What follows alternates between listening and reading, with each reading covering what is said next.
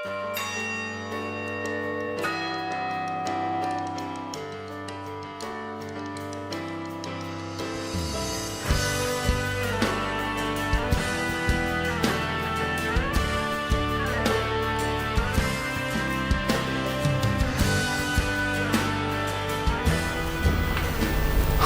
en baie welkom by nog 'n digitale diens. Ek herinner jou daaraan dat donderdag is dit as Woensdag.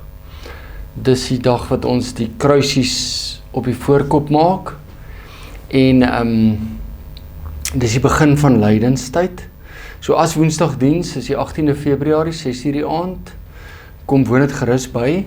En dan daag ons gemeente uit om vir 40 dae lank van iets te vas. Dit kan baie dinge wees. Ek het van mense gehoor wat van sosiale media gevas het, mense wat van suiker gevas het, mense wat van rooiwyn, daar baie dinge. Ek het selfs een dame wat vir my gesê het, sy vas van negatiewe gedagtes. So, dink daaraan, of die Here dit nie op jou hart lê, om vir 40 dae te vas om sy lydenstyd met hom te deel nie. Kom ons bid saam. Liewe Here, baie dankie dat U vir ons kom lei het. En dat ons ook deel kan hê aan U leiding, deur die lydenstyd saam met U deur te gaan. Here, seën hierdie boodskap van vandag. O Heilige Gees, praat met ons en praat deur ons. Praat deur my. In Jesus se naam. Amen.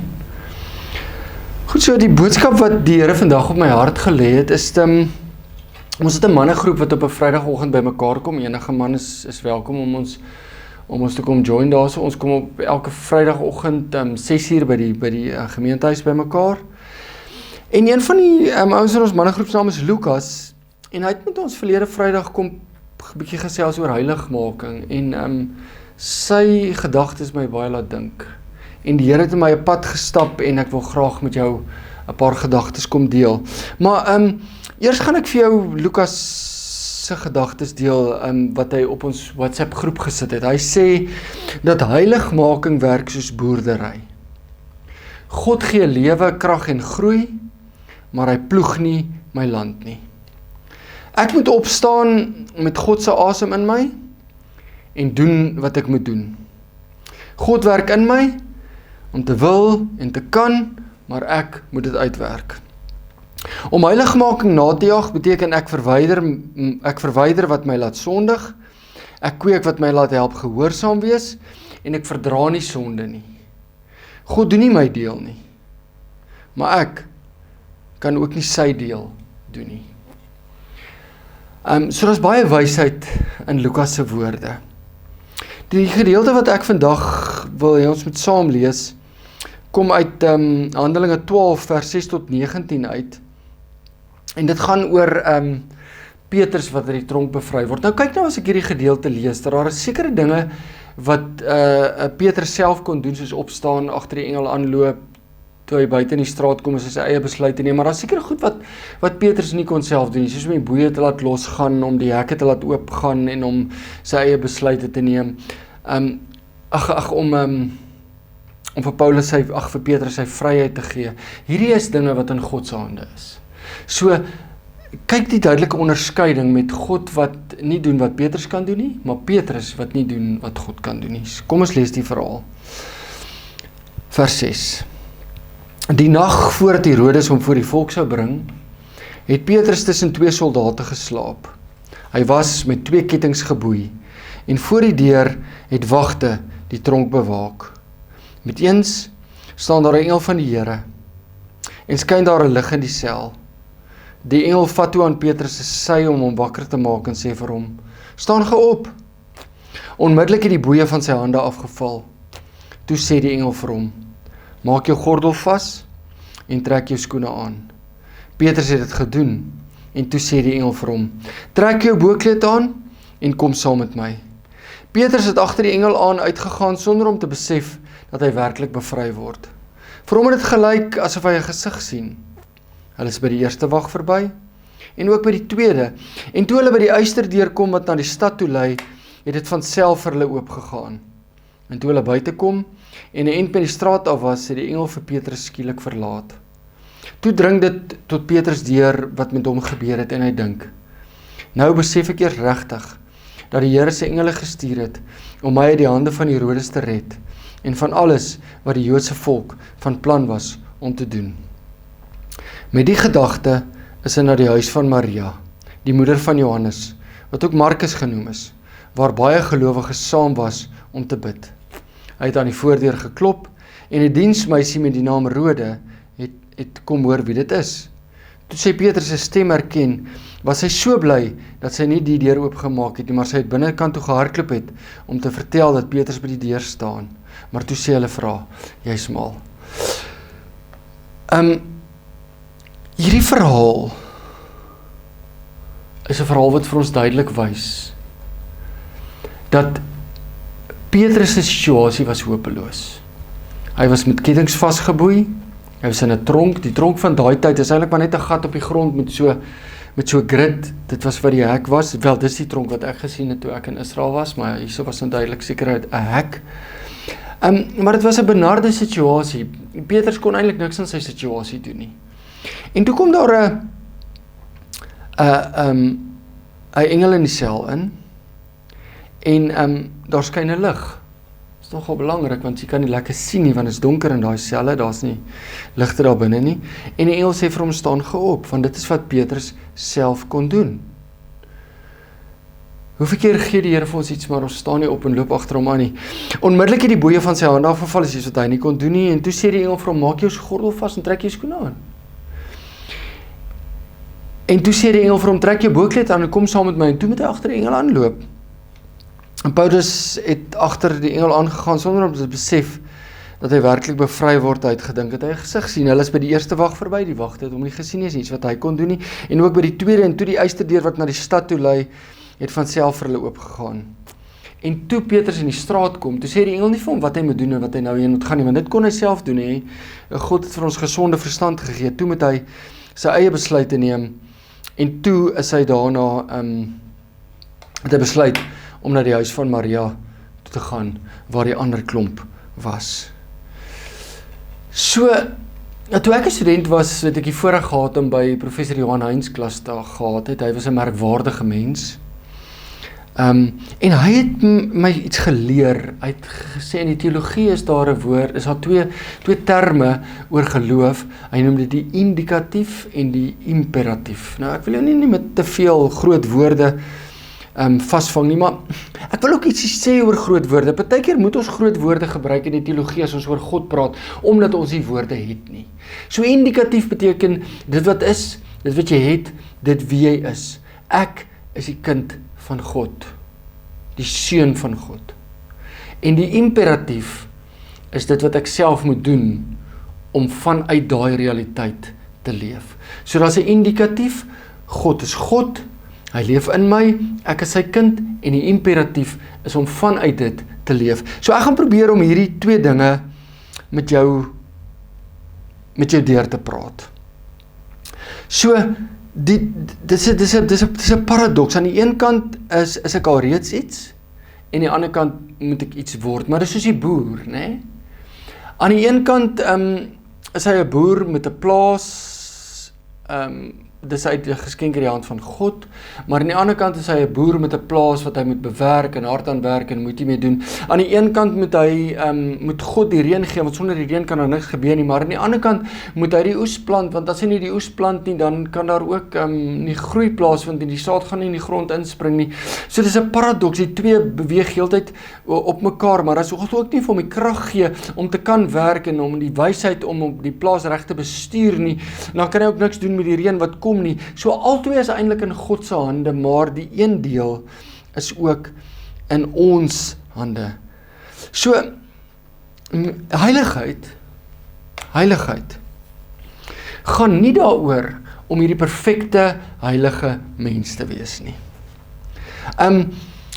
Dit gaan daaroor dat God deur ons lewe vir ons wys wie ons reeds is en ons heilig maak om meer dit te word. Kom ek probeer verduidelik. Twee Engelse aanhalings. God doesn't sanctify us against our humanity. God sanctifies us through our wounds, limits, and dependence. Kom ek lees dit weer vir jou, dis 'n aanhaling van Henry Nouwen. God doesn't sanctify us against our humanity. God sanctifies us through our wounds, limits, and dependence. So God maak ons nie heilig en dan maak hy ons nie meer 'n mens nie. Nee, die spreekwoord lei mos, some people are so heavenly minded that they are of no earthly good. Ons almal het al met hierdie hoogheilige mense te doen gehad, wat eintlik hulle is so weird, mens kan nie eens regtig met hulle praat nie, amper soos die fariseërs van Jesus se dag. Dis nie wat heiligmaking is, volgens wat ek in die Bybel verstaan. Die heiligmaking is, dat God ons heilig maak, deur ons wonde, ons beperkinge, en ons afhanklikheid te gebruik tot sy eer. Psalm 23 wat sê, hy lei my op die regte paaie tot die eer van sy naam. So die boer kan niks doen as dit nie reën nie. Maar die saad gaan ook nie van self in die grond inspring nie, en die blande gaan nie van self bewerk word nie. So, maar dis ook God wat die boer die krag gee om hierdie dinge te doen, maar dis God wat die reën gee, en dis God wat laat groei. Petrus se situasie is hopeloos. God doen aan die een kant alles vir hom, maar aan die ander kant doen God nie vir hom wat hy self kan doen nie. Die grootste een vir my van hierdie dinge, van al het daar lig geskyn en die boei het afgeval en Petrus moes opstaan en sy klere aantrek, sy boekleed, sy gordel, sy skoene en agter die engel aangaan en toe 'n wagtyd hulle nie gesien nie en toe die eyster deur. Die grootste een wat hierdie een vir my verduidelik, is toe hulle in die straat kom te verdwyn die engel. En toe moet Petrus self dink, wat het nou met my gebeur? En waarheen moet ek nou gaan? En toe besluit hy om na Maria sy huis toe te gaan. Hy moes sy eie mind opmaak. So heiligmaking, om heilig te word, om goddelik te word, om 'n geestelike mens te wees, beteken nie dat God ons menswees wegvat nie. Dit beteken juis dat God ons menswees omarm en ons lei om besluite te neem, en selfs binne in daai swak besluite van ons nog steeds te werk, en as die swaar van die lewe ons kom tref, en daar kom siektes en wonde oor ons pad, dan gebruik hy dit om ons heilig te maak, of ons beperkinge is ook iets wat God gebruik, ons menslikheid. So heiligheid gaan minder daaroor om te sê, ek gaan harder probeer, en dit gaan meer daaroor om te sê, ek is beskikbaar. Nou wat moet ek dan nou doen om heilig te word? Sê jy nou vir my sê. Henry, jy sê dan vir my, aan die een kant doen God alles, en aan die ander kant, so wat moet ek nou doen? Wel, baie, maar ek kan dit eintlik maar opsom om te sê, jy moet op God fokus, en wat hy doen, en jy moet vir God vra, om vir jou te wys, wat jy self kan doen. Was dit Franciscus van Assisi wat gesê het, Here, help my, om te verstaan wat ek nie kan doen nie, en om te verstaan wat ek kan, en help my om die verskil te ken. Jy het seker al baie daai aanhaling gesien. Dit laat my dink aan 'n hoërskoolseun wat sy meisie omlos, en hy wat alles in sy vermoë doen om hierdie meisie terug te wen, en hy in die proses verloor hy sy menswaardigheid, en hy verloor sy selfvertroue, hy verloor sy hart. En hy doen alles, hy dra blomme aan, en hy doen alles, en hy is bereid om enigiets op te offer. Maar hy is eintlik besig met die verkeerde ding, want hy kan nie die meisie se hart verander nie. Net God kan die meisie se hart verander, maar wat hy kan doen, is hy kan sy eie hart verander. Maar hy fokus so op dit wat hy nie kan doen nie, dat hy vergeet om te kyk wat hy wel kan doen. En so is dit met baie dinge in ons lewe. Handelinge 12. Petrus kan nie die kettinge breek nie. Hy kan nie die hek oopmaak nie, hy kan nie die wagte laat slaap nie, hy kan hom nie verset teen Rome nie, maar wat kan hy doen? Wel, hy kan slaap, hy kan opstaan as hy gevra word, hy kan agter die engel aangaan, hy kan deur die oop deure loop, en hy kan sy eie besluite neem as hy buite in die straat kom. Petrus is nie passief nie, maar hy is nie in beheer nie. So vryheid begin met vertroue en nie met beheer nie, en miskien is dit ons hele probleem met heiligmaking, ons wil te veel in beheer wees. van ons dinge in ons lewe en ons wil nie vir God beheer gee van ons lewe en ons dinge nie. En die dinge waar ons wel beheer kan hê, sien ons nie raak nie en doen ons nie. Ek kan nie my diepste wonde genees deur wilskrag nie. Ek kan nie 'n geestelike ontmoeting forceer nie. Ek kan nie genade maak nie. Maar wat kan ek doen? Ek kan opdaag. Ek kan eerlik bid. Ek kan bewus wees van God se teenwoordigheid. Ek kan ja sê vir elke volgende klein stapie. Ek het so 'n paar sondae terug gepraat oor Henry Nouwen wat praat van just a little light. God wys net vir ons die volgende dag, die volgende stap. Hy wys nie, hy skyn nie vir ons 'n spotlight en wys vir ons die hele toekoms nie. Hy verwag van ons om so stapie vir stapie. Hy het dit ook gesê, vat elke dag op 'n slag, want môre het genoeg moeilikheid van sy eie. Die aanhaling sê, let's rejoice in the little light we carry and not ask for the great beam that would take all shadows away. Let's rejoice in the little light we carry and not ask for the great beam that would take all shadows away. Kom ons gaan terug na die boer metafoor wat Lukas in ons mannegroep met ons gedeel het. As jy nie die grond bewerk nie, gaan die reën alleen nie help nie. Maar as God nie die reën stuur nie, kan jy so hard werk as wat jy wil. Die oes sal nie groei nie. Jy kan jouself nie heilig maak nie. Dit is God se werk. Ek moet fokus op God. Ek moet opdaag, ek moet eerlik bid, ek moet bewus wees van God se teenwoordigheid. Nou terug by die twee terme wat ek in die begin oor gepraat het, die indikatief en die imperatief. Die indikatief, jy kan hoor, dis in binnekant, die indikatief. En dit is maar hoe ek het onthou. Dit sê wie jy is God se geliefde seun, wat jy het God se genade, jy sy verlossing. En jy doen nie die goed, nie omdat jy dit gekry het nie, maar jy doen dit omdat God het so besluit het en hy het vir jou gegee het. Jy is sy geliefde seun. God het eers na jou toe gekom. Ons is God se eerste liefde, 1 Johannes 4 vers 19. Ons het lief, omdat God ons eerste lief gehad het. Jy is geliefd, jy is vrygemaak, jy is vergewe, jy is in Christus. Ons is oorwinnaars, maar ons is meer as oorwinnaars. Romeine 8 vers 37. Maar in alles is ons selfs meer as oorwinnaars deur hom wat sy liefde aan ons bewys het. Wat is 'n oorwinnaar? 'n Oorwinnaar is as daar 'n boksgeveg gesê nou maar Mike Tyson teen Muhammad Ali. Die twee boks teen mekaar, die wenner is sê nou maar Mike Tyson. Maar kom ons sê, ek word nou gesê, ek moet nou teen Mike Tyson gaan veg. Hier kom ek in die vroeg, maar oukie, skrik ek vir my mors dood. Hier kom Mike Tyson in. En hy sê, nee, Henry gaan sit. En daar slaan hy vir Muhammad Ali uit. En toe hy die wêreldkampioen belt kry, toe loop hy na my toe sit hy hom vir my om.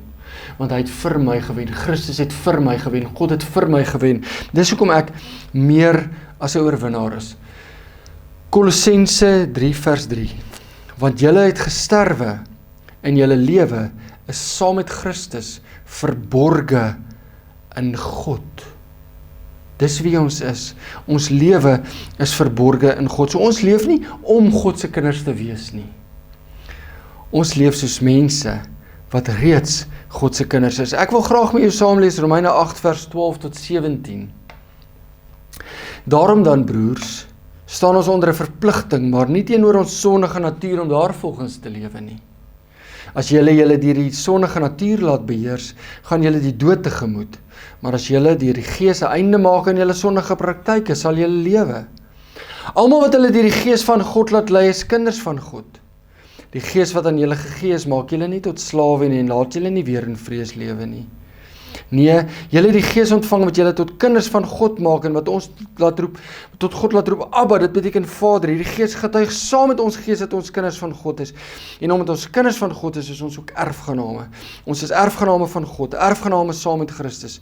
Aangesien ons deel het aan sy lyding, sal ons ook deel het aan sy heerlikheid. So hoor jy die indikatief, wie is ons? Die Gees maak ons kinders van God en die Gees getuig saam met ons dat ons kinders van God is en laat ons uitroep tot God, Abba, Vader. En die imperatief maak dat omdat ons die goed is, leef ons op 'n sekere manier en gaan ons op 'n sekere manier leef en dit is wat heiligmaking is. Dit is belangrik om die orde reg te kry, né? Moralisme sê, as ek gehoorsaam is, sal God my aanvaar. Dis verkeerd. Passiwiteit sê, God het alles gedoen, ek hoef niks te doen nie. Die Bybelse orde sê, God het gedoen, en nou kan ek daarop reageer. So net om saam te vat, heiligmaking is, ek moet weet wie ek is. Ek is God se kind. Ek moet van hierdie realiteit leef. Ek moet fokus op dit wat ek kan doen, en dit wat ek nie kan doen nie, moet ek vir God los, want dit is sy werk. Ek moet verstaan dat alles anyway van God afkom, en ek moet verstaan dat sonder God kan ek niks doen, en is ek niks nie. Ek sluit af met Johannes 15 vers 5.